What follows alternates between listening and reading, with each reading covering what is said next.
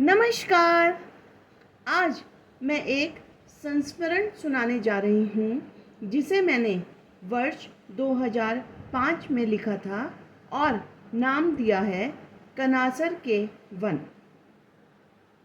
वनों से हमारा नाता उतना ही प्राचीन है जितनी कि हमारी सभ्यता। बचपन के पालने से चिता की लकड़ी तक वृक्षों पर हमारी निर्भरता प्राण वायु के साथ बनी रहती है। वृक्ष सदैव हमारे भौतिक व आर्थिक मददगार तो सिद्ध हुए ही हैं, बल्कि समय समय पर इन्होंने हमें भावनात्मक शरण भी दी है। ऐसा ही भावनात्मक रिश्ता बनाया मेरे साथ कनासर के वन ने। आज भी कनासर के लंबे लंबे विशाल देवदार के वृक्ष आंखों के सामने प्रत्यक्ष दिखते हैं, मानो सामने उनकी तस्वीर हो, और साथ ही दिखता है एक वृक्ष पर लिखा यह संदेश। मैं एक बुजुर्ग वृक्ष प्राणी हूँ, बोल नहीं सकता, फिर भी मैं कनासर देवता से आपकी यात्रा, परिवार, बच्चों, वंश के सुख समृद्धि की कामना करता हूँ। आपसे प्रार्थना करता हूँ कि आप मेरे वंश प्राणियों, पेड़ पौधों, वन प्राणियों की सुरक्षा का ख्याल अपने बच्चों, परिवार की तरह रखेंगे। धन्यवाद। सदियों पुराना वृक्ष प्राणी। शायद इसी प्रार्थना का कोई फल रहा होगा जिसका अनुभव हमें कनासर पहुंचकर ही हुआ।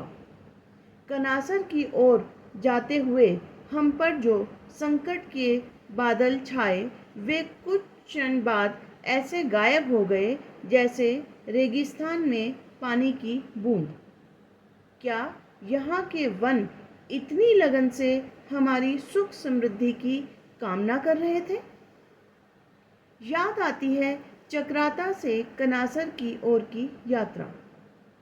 पर्वत के विशाल व्यास वाले अर्धवृत्त पर चलती हुई हमारी कार मानो सीधे आसमान में प्रवेश के लिए चल रही थी। केवल आसमान के पास पहुंचकर ज्ञात होता था कि अब एक तीव्र घुमाव है जो हमारे रास्ते की दूसरी ओर के अर्धवृत्त द्वारा पुनः आकाश की ओर ले जा रहा है।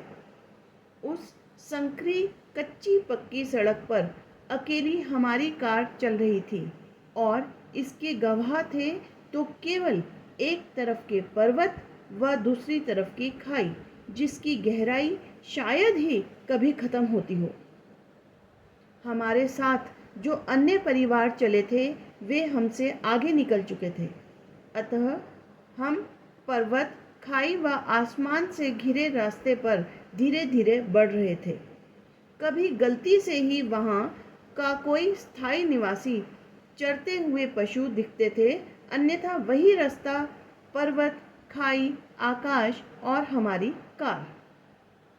पर्यटन के उद्देश्य से गए हम इस सब का आनंद ले रहे थे व मनोरंजक लगने वाले इन दृश्यों को अपनी आंखों में बसा रहे थे। अचानक हमारी कार ने चलने से इनकार कर दिया। इंजन ने कार का दायित्व छोड़कर सरकने से मना कर दिया। ऐसे रास्ते में अब हम क्या करें? सहायता की कोई उम्मीद नजर नहीं आ रही थी। दिखती थी तो केवल खाई के पास खड़ी हमारी कार, जो मन्नतें करने पर भी सरकने को तैयार न थी। इतने में वही आसमान जिसमें अभी धूप का बसेरा था, काले काले बादलों से घिर गया। क्षण में ही तेज वर्षा व ओलावृष्टि शुरू हो गई, मानो सिर मुंडाते ही ओले पड़ गए हों। कोई मददगार दिखता न था। मोबाइल का नेटवर्क वहाँ काम न करता था। चक्राता से लगभग 15 किलोमीटर दूर, लगभग 8000 फीट की ऊंचाई पर ऐसे मौसम व खराब कार के साथ हमारे पास कार में सिर छिपाकर प्रार्थना करने के अलावा कोई उपाय न था। अतः हमने ऐसा ही किया। वही मनोरंजक दृश्य अब हमें भयावह लगने लगे। पर्वत शिव जी की खुली विशाल जटा समान दिखने लगे। हमारा परिवार धरती की शरण में था, जिसने माँ की गोद की तरह हमें सहारा दिया हुआ था। ऐसे में 1991 में आया उत्तरकाशी का 6.6 माप का भूकंप याद आना अतिशयोक्ति न था। हमें लगा एक हल्का सा झटका भी हमें व हमारी कार को कहाँ ले जाएगा, इसकी कल्पना भी मुश्किल है। यहाँ तक किसी टीवी चैनल का कोई रिपोर्टर नहीं पहुँचेगा, व यदि हमें कुछ हो गया तो वह हमारी दुनिया की कल्पना शक्ति से परे होगा। किंतु हमें पता न था कि हमारे गंतव्य के मूक मित्र हमारे लिए प्रार्थना में तल्लीन हैं। कुछ देर बाद ओलावृष्टि रुकी, बारिश रुकी। स्थिति की भयानकता तो कम हुई, लेकिन अब भी हमें चमत्कार की आवश्यकता थी, और वह भी हुआ। कुछ प्रयत्न करने पर हमारी कार का इंजन स्टार्ट हुआ व नखरों में ऐठी हमारी कार भी चल पड़ी। जब हम कनासर पहुँचे तो हमारे तत्पर स्वागत के लिए विशाल वृक्ष खड़े थे।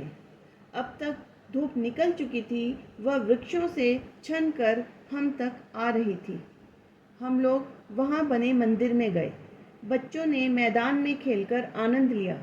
वहाँ पर एक वृक्ष पर 6.5 मीटर परिधि का बोर्ड लगा था। वह वन एशिया के प्राचीनतम व विशाल देवदार के वृक्षों के लिए प्रसिद्ध है। वे वृक्ष सदियों से हमारे लिए प्रार्थना कर रहे हैं। हमारा जीवन उनकी विशालता के सामने नगण्य है व नगण्य पड़ जाते हैं उनके सामने हमारे आदर्श। धन्यवाद।